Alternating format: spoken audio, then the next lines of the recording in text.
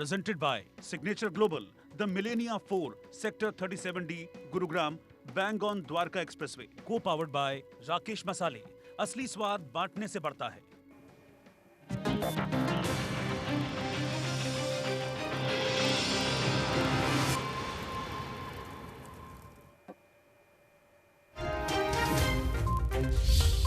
ਧੂਰੀ 'ਚ ਆਮ ਆਦਮੀ ਪਾਰਟੀ ਦੇ ਸੀਐਮ ਚਿਹਰੇ ਭਗਵੰਤ ਮਾਨ ਨੇ ਕੀਤਾ ਚੋਣ ਪ੍ਰਚਾਰ। ਡੋਰ ਟੂ ਡੋਰ ਚੋਣ ਪ੍ਰਚਾਰ ਕਰਦੇ ਹੋਏ ਆਏ ਨਜ਼ਰ। ਵਿਰੋਧੀਆਂ ਤੇ ਵੀ ਸਾਧੇ ਜੰਮ ਕੇ ਨਿਸ਼ਾਨੇ।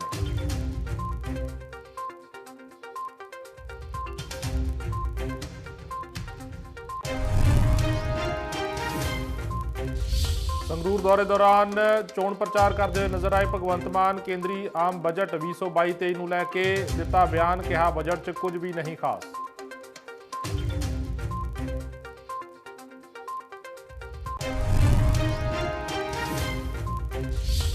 ਸੁਨੀਲ ਜਾਖੜ ਨੇ ਕੀਤਾ ਵੱਡਾ ਦਾਅਵਾ। ਕੈਪਟਨ ਮਗਰੋਂ ਮੈਨੂੰ ਸੀਐਮ ਬਣਾਉਣ ਲਈ ਪਾਈਆਂ ਗਈਆਂ ਸੀ 42 ਵੋਟਾਂ। ਕਿਹਾ ਸੁਖਜਿੰਦਰ ਸਿੰਘ ਰੰਧਾਵਾ ਨੂੰ ਪਈਆਂ ਸੀ 16 ਔਰ ਪ੍ਰਨੀਤ ਕੌਰ ਨੂੰ 12 ਵੋਟਾਂ।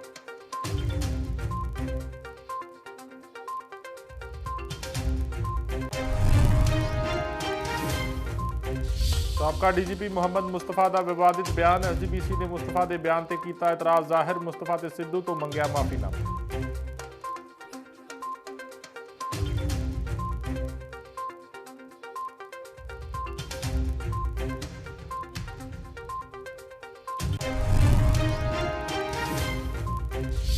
ਬਰਨਾਲਾ 'ਚ ਕਾਂਗਰਸ ਨੂੰ ਲੱਗਿਆ ਝਟਕਾ। 3 ਕੌਂਸਲਰ ਆਪ ਦੇ ਵਿੱਚ ਹੋਏ ਸ਼ਾਮਲ। ਵਿਧਾਇਕ ਗੁਰਮੀਤ ਸਿੰਘ ਹੇਅਰ ਦੀ ਅਗਵਾਈ ਦੇ ਵਿੱਚ ਹੋਏ ਸ਼ਾਮਲ।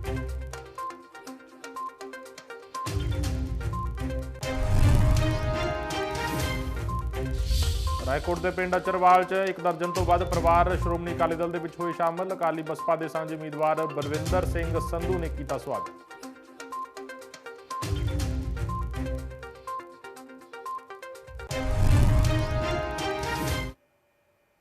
ਸਤਿ ਸ਼੍ਰੀ ਅਕਾਲ, ਨਮਸਕਾਰ। ਇੰਡੀਆ ਨਿਊਜ਼ ਪੰਜਾਬ ਦੇਖ ਰਹੇ ਹੋ ਤੁਸੀਂ ਤੇ ਮੈਂ ਬਲਦੀਪ ਸਿੰਘ ਲੈ ਕੇ ਹਾਜ਼ਰ ਹਾਂ ਪੰਜਾਬ ਵਿਸ਼ੇਸ਼, ਜਿਸ ਦੇ ਵਿੱਚ ਅਸੀਂ ਪੰਜਾਬ ਦੀਆਂ ਚੋਣਵੀਆਂ ਦੇ ਮੁੱਖ ਖਬਰਾਂ ਦਾ ਜ਼ਿਕਰ ਕਰਾਂਗੇ। ਸੋ ਸ਼ੁਰੂਆਤ ਕਰਦੇ ਹਾਂ। ਖਬਰ ਲਵਾਂਗੇ ਮੁਕਤਸਰ ਤੋਂ, ਜਿੱਥੇ ਸ਼੍ਰੋਮਣੀ ਅਕਾਲੀ ਦਲ ਦੇ ਪ੍ਰਧਾਨ ਸੁਖਬੀਰ ਸਿੰਘ ਬਾਦਲ ਅੱਜ ਚੋਣ ਪ੍ਰਚਾਰ ਕਰਦੇ ਹੋਏ ਨਜ਼ਰ ਆਏ ਨੇ। ਚੋਣ ਪ੍ਰਚਾਰ ਦੌਰਾਨ ਕਾਂਗਰਸੀ ਆਗੂਆਂ ਦੇ ਉੱਪਰ ਵੀ ਔਰ ਕਾਂਗਰਸ ਪਾਰਟੀ ਦੇ ਉੱਪਰ ਵੀ ਸੁਖਬੀਰ ਸਿੰਘ ਬਾਦਲ ਨੇ ਤਿੱਖੇ ਨਿਸ਼ਾਨੇ ਸਾਧੇ। ਨਾਲ ਦੀ ਨਾਲ ਉਹਨਾਂ ਨੇ ਮੁਕਤਸਰ ਸਾਹਿਬ ਦੇ ਲੋਕਾਂ ਨੂੰ ਵੀ ਸੰਬੋਧਨ ਕੀਤਾ। ਮਤਨ ਵਾਲਾ ਪਰਿਵਾਰ, ਮੇਰੇ ਮਾਮਾ ਜੀ ਦਾ ਪਰਿਵਾਰ,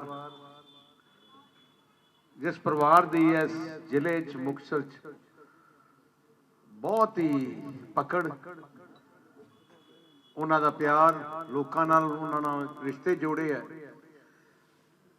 ਅੱਜ ਮਨਜੀਤ ਫੱਤਣ ਵਾਲਾ ਤੇ ਹਨੀ ਫੱਤਣ ਵਾਲਾ ਦੋਨੋਂ ਹੀ ਸ਼੍ਰੋਮਣੀ ਅਕਾਲੀ ਦਲ 'ਚ ਵਾਪਸ ਆਏ ਹੈ।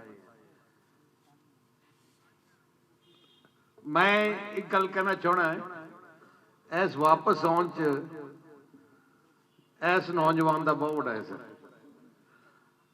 ਮੇਰੇ ਨਾਲ ਪਿਛਲੇ 6-7 ਮਹੀਨੇ ਦਾ ਜੈਰਾਜ ਮਤਲਬ ਰੋਜ਼ ਹੀ ਟੈਲੀਫੋਨ ਕਰਦਾ, ਹਰ ਰੋਜ਼ ਜਿੱਥੇ ਹੋਵਾਂ ਇਲੈਕਸ਼ਨ 'ਚ ਮੈਨੂੰ ਕਹਿੰਦਾ ਪਾਪਾ ਨੂੰ ਵਾਪਸ ਲੈ ਕੇ ਆਉਣਾ। ਮੈਂ ਕਿਹਾ ਯਾਰ ਪਾਪੇ ਨੂੰ ਤੂੰ ਬਣਾ। ਕਹਿੰਦਾ ਫਿਰ ਮੈਂ ਬਣਾਉਣਾ। ਮੈਂ ਕਿਹਾ ਮੰਨ ਜੂ। ਕਹਿੰਦਾ ਕਿੱਧਰ ਭੱਜੂ, ਮੇਰੇ ਬਗੈਰ ਤੇ ਇਹਦੀ ਜਾਨ ਹੈ, ਮੈਂ ਉਹਦੀ ਜਾਨ ਹੈ, ਮੇਰੇ ਬਗੈਰ ਕਿੱਥੇ ਜਾਊਗਾ। ਮੈਂ ਕਿਹਾ ਫਿਰ ਕਰ ਕਮਾਲ। ਤੇ ਮੈਂ ਕਿਹਾ ਇਹਦੇ ਵਿੱਚ ਨਾ ਮੈਂ ਦੇਖਿਆ ਕੁੱਟ-ਕੁੱਟ ਕੇ ਪੰਥ ਭਰਿਆ, ਅਕਾਲੀ ਦਲ ਭਰਿਆ ਕੁੱਟ-ਕੁੱਟ ਕੇ। ਭਾਵੇਂ ਮੈਂ ਤੈਨੂੰ ਇੱਕ ਗੱਲ ਦੱਸਾਂ, ਭਾਵੇਂ ਹਣੀ ਕਿਤੇ ਮਰਜ਼ੀ ਜਾਂਦਾ, ਭਾਵੇਂ ਕਿਸੇ ਮਰਜ਼ੀ ਵੋਟ ਬਣਾ, ਆਹ ਅਕਾਲੀ ਦਲ ਤੋਂ ਬਾਹਰ ਨਹੀਂ ਜਾਂਦਾ। ਅੱਛਾ, ਮੈਂ ਇਹਦਾ ਐਗਜ਼ਾਮਪਲ ਕਿਤੇ ਦੇਖਿਆ ਨਹੀਂ।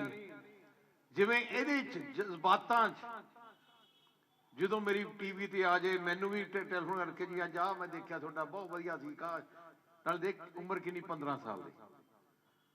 ਦਸ ਇਸ ਨੌਜਵਾਨ ਬੱਚੇ ਨੇ ਪਰਿਵਾਰ ਇਕੱਠੇ ਕਰਦੇ। ਐਜੇ ਆ ਹੈ ਅਕਾਲੀ ਦਲ ਦਾ ਇਤਿਹਾਸ। ਮੈਨੂੰ ਪ੍ਰੈਸ ਵਾਲੇ ਪੁੱਛ ਰਹੇ ਸੀ ਕਿ ਅਕਾਲੀ ਦਲ ਦੇ ਤੇ ਦੂਜੀਆਂ ਪਾਰਟੀਆਂ 'ਚ ਕੀ ਫਰਕ ਹੈ। ਮੈਂ ਕਿਹਾ ਅਕਾਲੀ ਦਲ ਖੂਨ ਹੈ ਪੰਥ ਦਾ, ਜਾਨ ਹੈ ਪੰਥ ਦੀ, ਪੰਜਾਬੀਆਂ ਦੀ ਜਾਨ ਹੈ, ਖੂਨ ਹੈ। ਮਰਨਾ ਜਿਉਣਾ ਪੰਜਾਬ ਵਾਸਤੇ ਅਕਾਲੀ ਦਲ ਨੇ। ਆ ਭਾਵੇਂ ਕੇਜਰੀਵਾਲ ਹੈ, ਭਾਵੇਂ ਦੂਜੇ ਹੈ, ਇਹਨਾਂ ਦਾ ਕੋਈ ਲਗਾਨ ਨਹੀਂ ਹੈ। ਆ ਤਾਂ ਸਮਝਦੇ ਆ ਕਿ ਪੰਜਾਬ ਇੱਕ ਮੋਹਰਾ ਹੈ, ਕਬਜ਼ਾ ਕਰ ਲੈ, ਹੋ ਗਿਆ, ਨਹੀਂ ਤਾਂ ਨਾ ਹੋਇਆ। ਤੁਸੀਂ ਦੇਖ ਲਓ ਸਾਹ ਪ੍ਰਕਾਸ਼ ਸਿੰਘ ਬਾਦਲ, ਜਿਨ੍ਹਾਂ ਦੀ ਛਤਰ ਛਾਇਆ ਥੱਲੇ ਆਪਾਂ ਸਾਰੇ ਵੱਡੇ ਹੋਏ। ਮੁਕਤਸਰ ਵਾਲਿਓ, ਅੱਜ ਆਪਾਂ ਘਰ 'ਚ ਨਹੀਂ ਬੈਠੇ ਹੋਣੇ ਸੀ ਜੇ ਬਾਦਲ ਸਾਹਿਬ ਮੁੱਖ ਮੰਤਰੀ ਨਾ ਬੰਦੇ। ਇੱਥੇ ਮਰਗਾਬੀਆਂ ਤੁਰੀਆਂ ਫਿਰਦੀਆਂ ਹੋਣੀਆਂ ਸੀ, ਤਰਬਾਹ ਹੋ ਗਿਆ ਸੀ। ਜਿਹੜੇ ਨਵੇਂ ਬੱਚੇ ਆ ਉਹਨਾਂ ਨੂੰ ਪਤਾ ਨਹੀਂ, ਉਹ ਦਿਨ ਦੇਖੇ ਨਹੀਂ ਹੈ। ਬਜ਼ੁਰਗਾਂ ਨੇ ਤਾਂ ਦੇਖੇ ਆ ਉਹ ਦਿਨ, ਜਿੱਥੇ ਕੋਈ ਇੱਥੇ ਪੂਰਾ ਜ਼ਿਲ੍ਹਾ ਹੀ ਬਰਬਾਦ ਹੋ ਗਿਆ, ਖਤਮ ਹੋ ਗਿਆ ਸੀ। ਇੱਥੋਂ ਚੀਫ ਮਿਨਿਸਟਰ ਸਾਹਿਬ ਆਪਣੇ ਸਰਾਇਨਾਗ ਵਾਲੇ ਬਣੇ ਸੀ। ਸੋ ਗੱਲ ਹੁਣ ਆਮ ਆਦਮੀ ਪਾਰਟੀ ਦੇ ਸੀਐਮ ਚਿਹਰੇ ਭਗਵੰਤ ਮਾਨ ਦੀ ਕਰਾਂਗੇ। ਭਗਵੰਤ ਮਾਨ ਨੇ ਸੰਗਰੂਰ ਦਾ ਦੌਰਾ ਕੀਤਾ ਔਰ ਇਸ ਦੌਰਾਨ ਉਹਨਾਂ ਨੇ ਡੋਰ ਟੂ ਡੋਰ ਪ੍ਰਚਾਰ ਹੈ ਜਿਹੜਾ ਉਹ ਕਰਦੇ ਹੋਏ ਭਗਵੰਤ ਮਾਨ ਨਜ਼ਰ ਆਏ। ਨਾਲ ਦੀ ਨਾਲ ਬਜਟ ਬਾਰੇ ਬਿਆਨ ਦਿੰਦਿਆਂ ਉਹਨਾਂ ਨੇ ਕਿਹਾ ਕਿ ਬਜਟ ਦੇ ਵਿੱਚ ਕੁਝ ਵੀ ਖਾਸ ਨਹੀਂ ਹੈ, ਕੁਝ ਵੀ ਸਰਕਾਰ ਵੱਲੋਂ ਪੇਸ਼ ਨਹੀਂ ਕੀਤਾ ਗਿਆ। ਸੀਐਮ ਚੰਨੀ ਬਾਰੇ ਬੋਲਦਿਆਂ ਭਗਵੰਤ ਮਾਨ ਨੇ ਕਿਹਾ ਕਿ ਸੀਐਮ ਚੰਨੀ ਆਪਣੀ ਸੀਟ ਹਾਰਨ ਦੇ ਡਰ ਤੋਂ ਇਸ ਕਰਕੇ ਭਦੌੜ ਆਏ ਨੇ। बजट का तो हेडलाइन ही नहीं बन पा रहा है, क्या लिखें? गवर्नमेंट से हेडलाइन नहीं बन पा रहा है, कुछ भी नहीं है बजट में। मतलब 20,000 करोड़ रुपए नरेगा से कम कर दिया आपने। पहले ही पैसे नहीं मिल रहे, 100 दिन का काम नहीं मिल रहा, कहीं 15 दिन, कहीं 20 दिन का काम, इससे ज़्यादा नहीं है गाँव में। तो इसका मतलब आप गरीबों को 20,000 करोड़ रुपए कम कर दिए। नरेगा में कौन गरीब आम लोग हैं? तो ये बहुत मतलब इससे पता चलता है मानसिकता का कि ये गरीबों के साथ कितना ये साथ देते हैं गरीबों का। और बाकी बजट में कुछ है नहीं। बाकी सरकार की तरफ से कहा गया कि 25 साल का विजन है बजट में, 25 साल आगे की हम बात कर रहे हैं। मतलब 20-20 हज़ार लगाओ तो 25 साल का विजन है, तो 10 साल में तो फिर नरेगा खत्म हो जाएगी। सर की खाद पे सब्सिडी कम की गई, खाद पे सब्सिडी कम कर दी, ठीक है।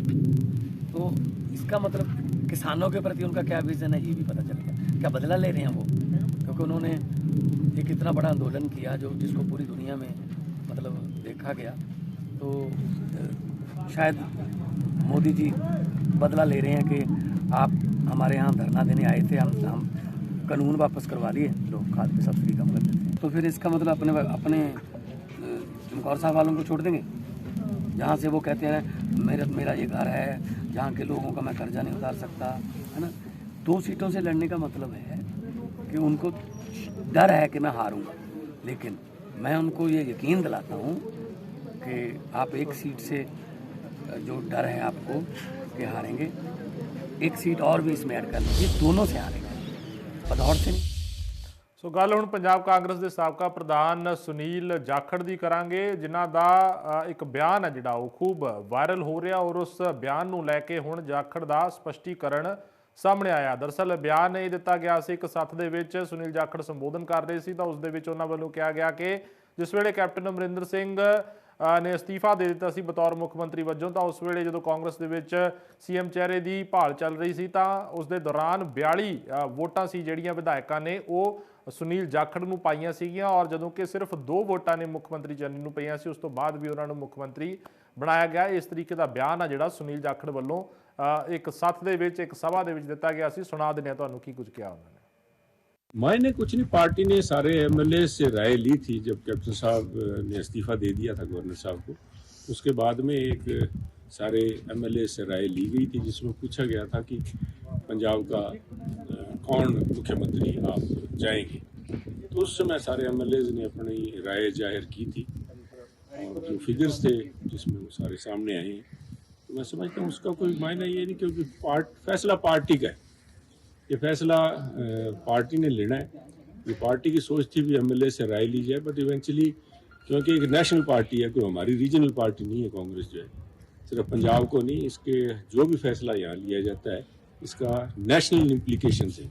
अगर मैं क्या भी नचा मैं लुधियाने तो मेरी धमक जलंधर पैंदी, तो आज अगर राहुल जी ने एक इस किस्म का बड़ा ऐतिहासिक फैसला लिया है, एक गरीब परिवार से, एक दलित परिवार से, एससी परिवार से जो उठ के आगे आए हैं, उनको मौका दिया है, तो इसका मैसेज जो है पूरे हिंदुस्तान में जाता है। और मैं इस बात को निगाह में रख के उन्होंने फैसला लिया। मैं समझता हूँ पंजाब के लोगों ने इसको ना सिर्फ स्वीकार किया बल्कि इसका बड़ा स्वागत भी किया, और इसका नतीजा सामने देखने को आ गया।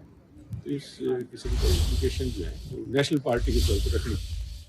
ਸੋ ਸੁਨੀਲ ਜਾਖੜ ਦੇ ਉਸ ਬਿਆਨ ਦੇ ਉੱਪਰ ਭਾਜਪਾ ਆਗੂ ਅਨਿਲ ਸਰੀਨ ਦੀ ਵੀ ਪ੍ਰਤੀਕਿਰਿਆ ਜਿਹੜੀ ਆ ਉਹ ਸਾਹਮਣੇ ਆਈ ਆ। ਉਹਨਾਂ ਕਿਹਾ ਕਿ ਜਾਖੜ ਨੇ ਕਾਂਗਰਸ ਦੀ ਇੰਟਰਨਲ ਡੈਮੋਕ੍ਰੇਸੀ ਦੀ ਪੋਲ ਖੋਲ ਕੇ ਰੱਖ ਦਿੱਤੀ ਆ। ਤਾਂ ਦੂਜੇ ਪਾਸੇ ਰਾਹੁਲ ਗਾਂਧੀ ਦੇ ਨਿਸ਼ਾਨਾ ਲਾਉਂਦਿਆਂ ਕਿਹਾ ਕਿ ਰਾਹੁਲ ਗਾਂਧੀ ਦੇ ਕਹਿਣ ਤੇ ਹੀ ਕਾਂਗਰਸ ਦੇ ਵਿੱਚ ਸਭ ਕੁਝ ਹੁੰਦਾ ਹੈ। ਕਾਂਗਰਸ ਦਾ ਅੰਤਰਕਲੈ ਥੰਮਣ ਦਾ ਨਾਂ ਨਹੀਂ ਲੈ ਰਿਹਾ। ਅੱਜ ਜਾਖੜ ਸਾਹਿਬ ਨੇ ਦੱਸਿਆ ਕਿ ਉਹਨਾਂ ਕੋਲ 42 ਵਿਧਾਇਕਾਂ ਦਾ ਸਮਰਥਨ ਪ੍ਰਾਪਤ ਸੀਗਾ और चन्नी साहब को सिर्फ 2 विधायकों का समर्थन प्राप्त हुआ और चन्नी साहब आज पंजाब के मुख्यमंत्री ने। कैसी विडंबना है। कांग्रेस हमेशा ये नारा देती रही कि साडे इंटरनल डेमोक्रेसी है पार्टी के अंदर। आज उहदी पोल जाखड़ साहब ने खोल के रख दी। हुण भी मुख्यमंत्री वास्ते असीं लोगों की राय लवांगे। किहड़ी राय लैनी है तुसीं? क्यों लोगों को मूर्ख बना रहे हो? कांग्रेस दे विच सिर्फ उही चलदा है जो राहुल गांधी, प्रियंका गांधी और सोनिया गांधी चाहते हैं। जिहड़ा उन्हां दी रबर स्टैंप बन के काम कर सकता है उसनूं ही अगे लिआंदे ने। सो पंजाब दे विच जिस तरीके दे नाल जाखड़ साहब, रंधावा, बाजवा, चन्नी और नवजोत सिंह सिद्धू आपस में कुर्सी की लड़ाई लड़ रहे हैं, ये किहड़ी स्टेबल सरकार देणगे? ये किस तरह की सरकार देणगे? इस गल दा पंजाबियां नूं सचेत रहण दी लोड़ है। ਸੋ ਗੱਲ ਹੁਣ ਪੰਜਾਬ ਲੋਕ ਕਾਂਗਰਸ ਦੀ ਕਰਾਂਗੇ, ਜਿਸ ਦੇ ਬੁਲਾਰੇ ਪ੍ਰਿਤਪਾਲ ਸਿੰਘ ਬਲੀਏਵਾਲ ਨੇ ਕਾਂਗਰਸ ਦੇ ਉੱਪਰ ਨਿਸ਼ਾਨੇ ਸਾਧੇ ਨੇ। ਉਹਨਾਂ ਨੇ ਕਿਹਾ ਕਿ ਹਿੰਦੂ ਤੇ ਦਲਿਤਾਂ ਨੂੰ ਦਬਾ ਰਹੀ ਹੈ ਕਾਂਗਰਸ ਪਾਰਟੀ, ਔਰ ਕੈਪਟਨ ਮਗਰੋਂ ਸੁਨੀਲ ਜਾਖੜ ਨੂੰ 42 ਵਿਧਾਇਕਾਂ ਦਾ ਸਾਥ ਮਿਲਿਆ ਸੀ, ਪਰ ਕਾਂਗਰਸ ਨੇ ਦਲਿਤ ਚਿਹਰੇ ਦਾ ਸਟੰਟ ਖੇਡਿਆ। ਜੋ ਸੁਨੀਲ ਜਾਖੜ ਜੀ ਦਾ ਦਰਦ ਛਲਕਿਆ ਹੈ ਤੇ ਜੋ ਮਹਿੰਦਰ ਕੇਪੀ ਜੀ ਨੇ ਕਿਹਾ ਹੈ, ਉੱਥੋਂ ਇਹ ਸਾਫ਼ ਜ਼ਾਹਰ ਹੁੰਦਾ ਹੈ ਕਿ ਕਾਂਗਰਸ ਲੀਡਰਸ਼ਿਪ ਪੰਜਾਬ ਦੇ ਵਿੱਚੋਂ ਹਿੰਦੂ ਤੇ ਦਲਿਤ ਚਿਹਰਿਆਂ ਦਾ ਖਾਤਮਾ ਕਰਨਾ ਚਾਹੁੰਦੀ ਹੈ। ਮੈਂ ਇਸ ਲਈ ਕਹਿ ਰਿਹਾ ਕਿ ਜਾਖੜ ਸਾਹਿਬ ਨੇ ਆਪ ਕਿਹਾ ਕਿ ਮੈਨੂੰ 42 ਐਮਐਲਏਆਂ ਦਾ ਸਮਰਥਨ ਸੀ, ਜੋ ਬਿਲਕੁਲ ਠੀਕ ਗੱਲ ਹੈ ਕਿਉਂਕਿ ਮੈਂ ਵੀ ਉਦੋਂ ਕਾਂਗਰਸ ਦੇ ਵਿੱਚ ਸੀ। 42 ਜਾਣਿਆਂ ਨੇ ਉਹਨਾਂ ਦਾ ਨਾਮ ਪ੍ਰਸਤਾਵਿਤ ਕੀਤਾ ਕਿ ਉਹਨਾਂ ਨੂੰ ਮੁੱਖ ਮੰਤਰੀ ਬਣਾਤਾ ਜਾਏ, ਪਰ ਨਹੀਂ ਬਣਾਇਆ ਗਿਆ। ਇੱਕ ਰਾਜਨੀਤੀ ਖੇਡੀ ਗਈ ਦਲਿਤ ਦੀ।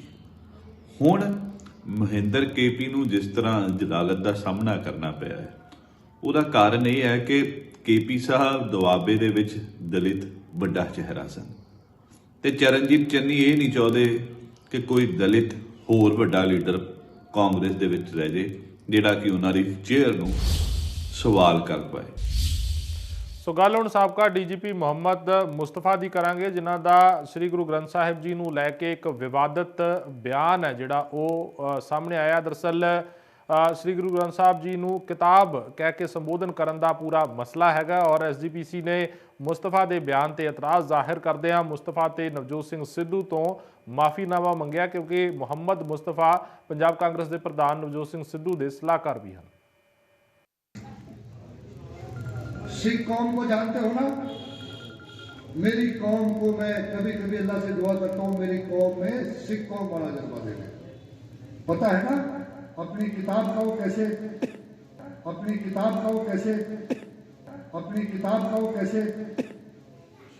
हिफाजत करते हैं, पता है ना आपको? उनकी किताब पे आ जाए तो क्या करते हैं वो? ਸਾਬਕਾ ਡੀਜੀਪੀ ਮੁਹੰਮਦ ਮੁਸਤਫਾ ਦਾ ਜਿਹੜਾ ਵਿਵਾਦਿਤ ਬਿਆਨ ਹੈ, ਦੱਸ ਦਈਏ ਕਿ ਸ੍ਰੀ ਗੁਰੂ ਗ੍ਰੰਥ ਸਾਹਿਬ ਜੀ ਨੂੰ ਲੈ ਕੇ ਜਿਹੜਾ ਉਹ ਸਾਹਮਣੇ ਆਇਆ, ਔਰ ਸ੍ਰੀ ਗੁਰੂ ਗ੍ਰੰਥ ਸਾਹਿਬ ਜੀ ਨੂੰ ਜਿਹੜਾ ਉਹ ਕਿਤਾਬ ਕਹਿ ਕੇ ਸੰਬੋਧਨ ਕਰਨ ਦਾ ਪੂਰਾ ਮਾਮਲਾ ਹੈ, ਜਿਸ ਦੇ ਉੱਪਰ ਐਸਜੀਪੀਸੀ ਨੇ ਮੁਸਤਫਾ ਤੇ ਇਸ ਦੇ ਬਿਆਨ ਦੇ ਉੱਪਰ ਇਤਰਾਜ਼ ਜ਼ਾਹਿਰ ਕੀਤਾ, ਔਰ ਐਸਜੀਪੀਸੀ ਦੇ ਪ੍ਰਧਾਨ ਹਰਜਿੰਦਰ ਸਿੰਘ ਧਾਮੀ ਵੀ ਇਸ ਨੂੰ ਲੈ ਕੇ ਬੋਲੇ ਨੇ। ਕੀ ਪ੍ਰਤੀਕਿਰਿਆ ਦਿੱਤੀ ਹੈ ਉਹ ਵੀ ਸੁਣਾ ਦਿੰਦੇ ਹਾਂ।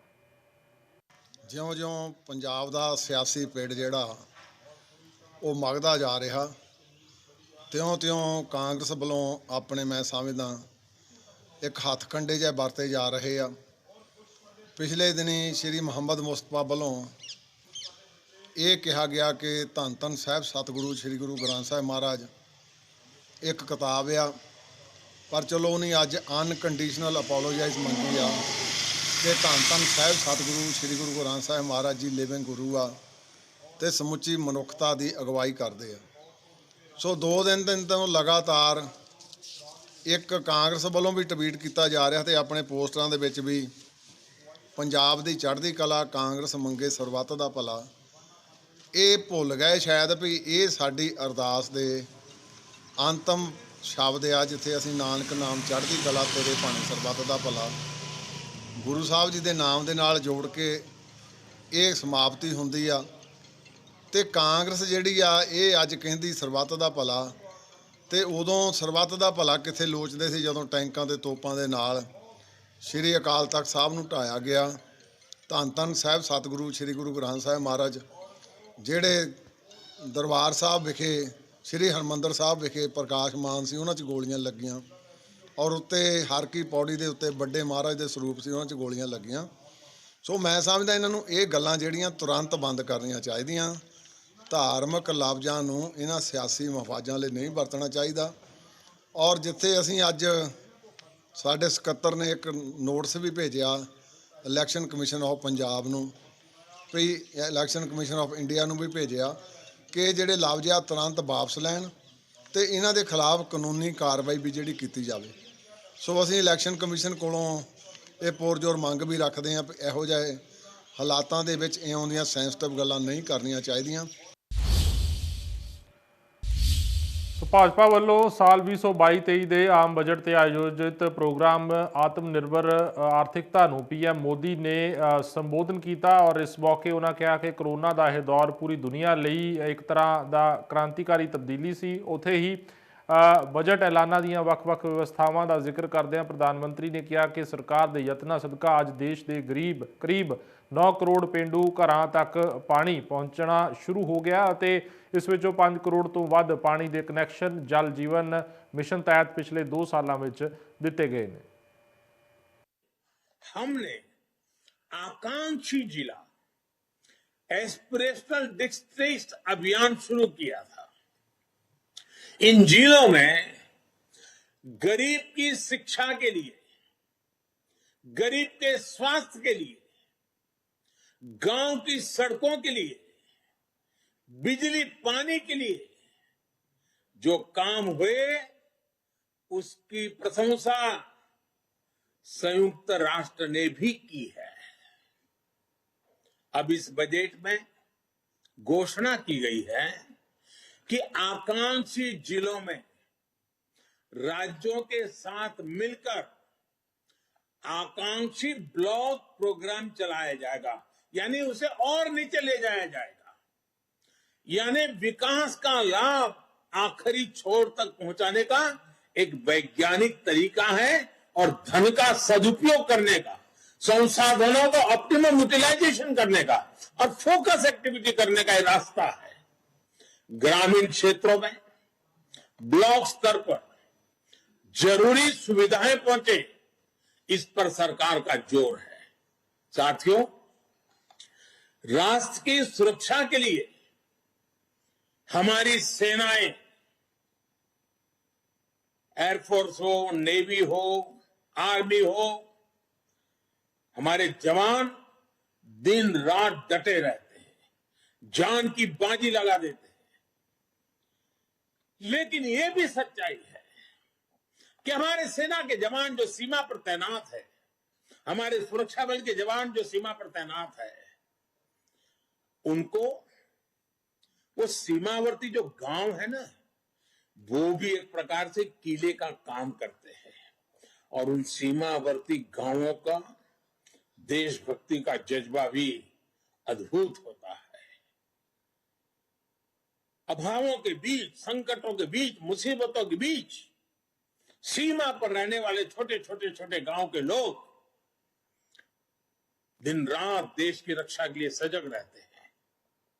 अब समय आ गया है कि हमें हमारी राष्ट्र रक्षा की जो नीतियां है उसमें सीमावर्ती गांवों के नागरिकों की शक्ति को पहचानना होगा, उनके अहम रोल को जानना होगा और इसलिए हमने ध्यान आकर्षित किया है कि सीमावर्ती जो हमारे आखिरी गांव है हिंदुस्तान के कोने कोने में है, उन गांवों को विकास की यात्रा में पीछे नहीं रहने देना है। इस वजह से हम वर्षों से सीमावर्ती गांवों से पलायन होते भी देख रहे हैं। ਸੋ ਦਸੂਹਾ ਤੋਂ ਭਾਜਪਾ ਉਮੀਦਵਾਰ ਦਾ ਚੋਣ ਪ੍ਰਚਾਰ ਜਿਹੜਾ ਉਹ ਵੀ ਸਾਹਮਣੇ ਆਇਆ। ਰਘੁਨਾਥ ਸਿੰਘ ਰਾਣਾ ਨੇ ਜਿਹੜਾ ਉਹ ਚੋਣ ਪ੍ਰਚਾਰ ਕੀਤਾ। ਰਾਣਾ ਨੇ ਦਸੂਹਾ 'ਚ ਰੋਡ ਮਾਰਚ ਕਰਕੇ ਜਿਹੜਾ ਇਹ ਚੋਣ ਪ੍ਰਚਾਰ ਕੀਤਾ ਹੈ।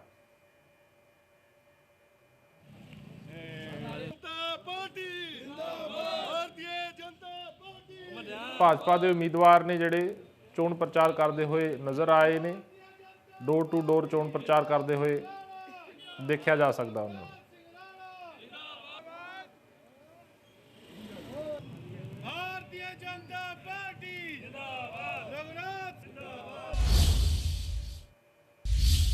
ਖੰਨਾ ਦੇ ਪਿੰਡ ਈਸੜੂ ਵਿਖੇ ਭਾਰਤੀ ਕਿਸਾਨ ਯੂਨੀਅਨ ਰਾਜੇਵਾਲ ਦੇ ਜ਼ਿਲ੍ਹਾ ਪ੍ਰਧਾਨ ਨਰਿੰਦਰਜੀਤ ਸਿੰਘ ਈਸੜੂ ਤੇ ਕਿਸਾਨ ਯੂਥ ਵਿੰਗ ਪ੍ਰਧਾਨ ਗੁਰਦੀਪ ਸਿੰਘ ਭੱਟੀ ਨੇ ਆਪਣੇ ਸਾਥੀਆਂ ਸਮੇਤ ਕਾਂਗਰਸ ਦੇ ਉਮੀਦਵਾਰ ਗੁਰਕੀਰਤ ਸਿੰਘ ਕੋਟਲੀ ਦੇ ਸਮਰਥਨ ਦਾ ਐਲਾਨ ਕੀਤਾ। ਯੂਥ ਕਿਸਾਨ ਆਗੂ ਗੁਰਦੀਪ ਭੱਟੀ ਤਾਂ ਬਕਾਇਦਾ ਕਾਂਗਰਸ 'ਚ ਸ਼ਾਮਲ ਹੋ ਗਏ। ਕਿਸਾਨ ਯੂਥ ਵਿੰਗ ਪ੍ਰਧਾਨ ਵੱਲੋਂ ਗੁਰਦੀਪ ਸਿੰਘ ਕੋਟਲੀ ਨੂੰ ਸਮਰਥਨ ਜਿਹੜਾ ਉਹ ਦਿੱਤਾ ਗਿਆ। ਅੱਜ ਅਸੀਂ ਕਾਂਗਰਸ ਪਾਰਟੀ ਨੂੰ ਜੁਆਇਨ ਕੀਤਾ। ਗੁਰਕੀਰਤ ਸਿੰਘ ਕੋਟਲੀ ਜੋ ਸਾਡੇ ਮੰਤਰੀ ਸਾਹਿਬ ਨੇ, ਉਹਨਾਂ ਦੀਆਂ ਜੋ ਨੀਤੀਆਂ ਨੇ ਉਹ ਖੰਨੇ ਲਈ, ਹਲਕੇ ਲਈ ਬਹੁਤ ਵਧੀਆ ਨੇ। ਉਹ ਮਿਲਣਸਾਰ ਹਰ ਇੱਕ ਵਿਅਕਤੀ ਨੂੰ ਮਿਲਦੇ ਆ, ਹਰ ਇੱਕ ਵਿਅਕਤੀ ਦਾ ਦੁੱਖ ਸੁੱਖ ਦੇ ਵਿੱਚ ਖੜਦੇ ਆ। ਤਾਂ ਕਰਕੇ ਅੱਜ ਅਸੀਂ ਕਾਂਗਰਸ ਪਾਰਟੀ ਜੁਆਇਨ ਕੀਤੀ ਹੈ। ਦੇਖੋ ਜੀ, ਜਿਹੜੇ RSS BJP 'ਚੋਂ ਲਿਆਂਦੇ ਹੋਏ ਕੈਂਡੀਡੇਟ ਨੇ ਉਹ ਲਿਆਂਦੇ ਆ, ਉਹਨਾਂ ਨੂੰ ਟਿਕਟਾਂ ਦੇ ਕੇ ਨਵਾਜ ਕੇ ਸਾਡੇ ਸਿਰ 'ਤੇ ਬਿਠਾਤਾ। ਅਸੀਂ 1 ਸਾਲ 1.5 ਸਾਲ ਦਿੱਲੀ ਦੀਆਂ ਸੜਕਾਂ 'ਤੇ ਬੈਠੇ, ਦਿੱਲੀ ਦੀਆਂ ਬਰੂਹਾਂ 'ਤੇ ਬੈਠੇ। ਅਸੀਂ 750 ਕਿਸਾਨ ਸ਼ਹੀਦ ਕਰਾ ਲਿਆ। ਸਾਡੇ ਨਾਲ ਬਹੁਤ ਧੱਕਾ ਹੋਇਆ। ਠੰਡਾਂ 'ਚ ਬੈਠੇ, ਮੀਂਹਾਂ 'ਚ ਬੈਠੇ, ਧੁੱਪਾਂ 'ਚ ਬੈਠੇ। ਸਾਡੀਆਂ ਜੋ ਉੱਥੇ ਝੁੱਗੀਆਂ ਸੀਗੀਆਂ, ਸੱਥਾਂ ਸੀਗੀਆਂ, ਉਹਨਾਂ ਨੂੰ ਅੱਗ ਵੀ ਲੱਗੀ। ਅਸੀਂ ਸਭ ਕੁਝ ਆਪਣੇ ਪਿੰਡੇ 'ਤੇ ਹੰਢਾਇਆ। ਜੇ ਅਸੀਂ BJP ਦੀ ਜਿਹੜਾ ਇਹਨੂੰ ਟਿਕਟਾਂ ਦੇ ਕੇ ਰਾਜੇਵਾਲ ਸਾਹਿਬ ਨੇ ਪਰੋਸ ਕੇ ਸਾਡੇ ਮੂਹਰੇ ਰੱਖਤੇ, ਫਿਰ ਸਾਨੂੰ ਦਿੱਲੀ 1 ਸਾਲ ਬੈਠਣ ਦੀ ਕੀ ਲੋੜ। ਪੰਜਾਬ ਚੋਣਾਂ ਨੂੰ ਲੈ ਕੇ ਸਿਆਸੀ ਮਾਹੌਲ ਹੈ ਜਿਹੜਾ ਉਹ ਭਖਿਆ ਹੋਇਆ। ਉੱਥੇ ਹੀ ਪਾਰਟੀਆਂ ਵੱਲੋਂ ਆਪਣੇ ਉਮੀਦਵਾਰਾਂ ਦਾ ਐਲਾਨ ਵੀ ਕਰ ਦਿੱਤਾ ਗਿਆ, ਪਰ ਕੁਝ ਵਰਕਰਾਂ ਨੂੰ ਟਿਕਟ ਨਾ ਮਿਲਣ ਕਾਰਨ ਉਹਨਾਂ ਨੇ ਆਪਣੀ ਪਾਰਟੀ ਦਾ ਫੇਰ ਬਦਲ ਕਰ ਲਿਆ। ਤੁਹਾਨੂੰ ਦੱਸ ਦਈਏ ਕਿ ਆਮ ਆਦਮੀ ਪਾਰਟੀ ਨੂੰ ਉਸ ਵੇਲੇ ਵੱਡਾ ਸਮਰਥਨ ਮਿਲਿਆ ਜਦੋਂ ਕਾਂਗਰਸ ਦੇ 3 ਕੌਂਸਲਰਾਂ ਨੇ ਕਾਂਗਰਸ ਨੂੰ ਅਲਵਿਦਾ ਕਹਿ ਕੇ ਆਮ ਆਦਮੀ ਪਾਰਟੀ ਦਾ ਪੱਲਾ ਫੜ ਲਿਆ। ਤਿੰਨੋਂ ਕੌਂਸਲਰ ਬਰਨਾਲਾ ਦੇ ਆਪ ਵਿਧਾਇਕ ਗੁਰਮੀਤ ਸਿੰਘ ਹੇਅਰ ਦੀ ਅਗਵਾਈ ਦੇ ਵਿੱਚ ਆਮ ਆਦਮੀ ਪਾਰਟੀ 'ਚ ਸ਼ਾਮਲ ਹੋਏ। ਪਲਾਟ ਦੇਣ ਦੇ ਵੀ ਵਾਅਦੇ ਕੀਤੇ। ਅੱਜ 3 ਸਾਡੇ ਸਾਥੀ ਸੁਖਵਿੰਦਰ ਮੁੰਦਰੀ ਜੀ, ਗੋਲਾ ਜੀ ਤੇ ਭਾਨਾ ਜੀ, ਤਿੰਨੋਂ MC ਕਾਂਗਰਸ ਪਾਰਟੀ ਨੂੰ ਛੱਡ ਕੇ ਤੇ ਤਿੰਨੋਂ ਮੌਜੂਦਾ MC ਅੱਜ ਆਮ ਆਦਮੀ ਪਾਰਟੀ ਦੇ ਵਿੱਚ ਸ਼ਾਮਲ ਹੋਏ ਆ। ਤੇ ਮੈਂ ਜਿੱਥੇ ਸਾਡੇ ਸਾਥੀਆਂ ਨੂੰ ਵਧਾਈ ਦਿੰਦਾ ਤੇ ਉੱਥੇ ਸਾਡੇ ਇਹਨਾਂ ਦੇ ਆਉਣ ਦੇ ਨਾਲ ਆਮ ਆਦਮੀ ਪਾਰਟੀ ਦੀ ਜਿਹੜੀ ਧਨੌਲੇ 'ਚ, ਬਰਨਾਲੇ 'ਚ, ਸਮੁੱਚੇ ਜ਼ਿਲ੍ਹੇ 'ਚ ਜਿਹੜੀ ਟੀਮ ਹੈ ਉਹਨੂੰ ਬਹੁਤ ਵੱਡਾ ਬਲ ਮਿਲਿਆ।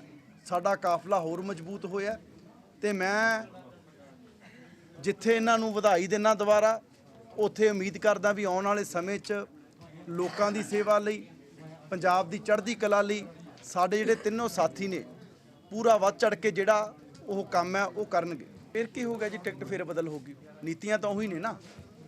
ਉਹਨਾਂ ਨੇ ਵੀ ਸ਼ਰਾਬਾਂ ਵੰਡ ਕੇ ਇਲੈਕਸ਼ਨ ਲੜਨੀ ਸੀ ਤੇ ਨਵਾਂ ਉਮੀਦਵਾਰ ਵੀ ਉਵੇਂ ਲੜੂਗਾ। ਉਹੀ ਪਾਰਟੀ ਹੈ ਨਾ ਜਿਹਨੇ ਗੁਟਕਾ ਸਾਹਿਬ ਦੀਆਂ ਸੌਆਂ ਕਰਕੇ ਇੱਕ ਵੀ ਵਾਅਦਾ ਪੂਰਾ ਨਹੀਂ ਕੀਤਾ।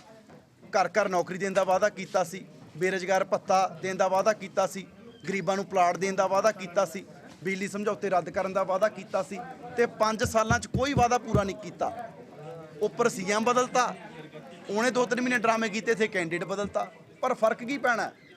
ਲੋਕ ਬੜੇ ਸਿਆਣੇ ਨੇ, ਪੰਜਾਬ ਕਰਵਟ ਲੈ ਰਹੇ ਆ, ਲੋਕ ਬਦਲਾਅ ਹੈ ਜਿਹੜਾ ਉਹ ਚਾਹੁੰਦੇ ਆ। ਸੋ ਫਿਲਹਾਲ ਪੰਜਾਬ ਵਿਸ਼ੇਸ਼ ਦੇ ਵਿੱਚ ਇੰਨਾ ਹੀ। ਪੰਜਾਬ ਦੀਆਂ ਚੋਣਵੀਆਂ ਤੇ ਮੁੱਖ ਖਬਰਾਂ ਲੈ ਕੇ ਮੈਂ ਬਲਦੀਪ ਸਿੰਘ ਮੁੜ ਤੋਂ ਹਾਜ਼ਰ ਹੋਵਾਂਗਾ। ਉਦੋਂ ਤੱਕ ਲਈ ਇਜਾਜ਼ਤ ਦਿਓ। ਧੰਨਵਾਦ।